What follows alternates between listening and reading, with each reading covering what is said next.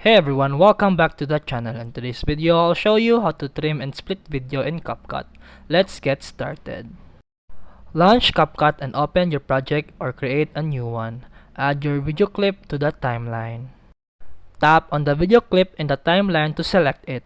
To trim the beginning, tap and drag the left edge of the clip to your desired start point. To trim the end, tap and drag the right edge of the clip to where you want it to stop. Move the playhead to where you want to make a cut.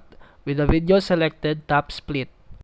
Move the playhead again to where the next part should begin. Tap split again. Tap the middle clip, the part you want to remove, and press delete. Then, tap the last clip and adjust the endpoint by dragging the edge if needed. And that's it for today's video. If you found this helpful, please like and subscribe for more videos. See you in the next one.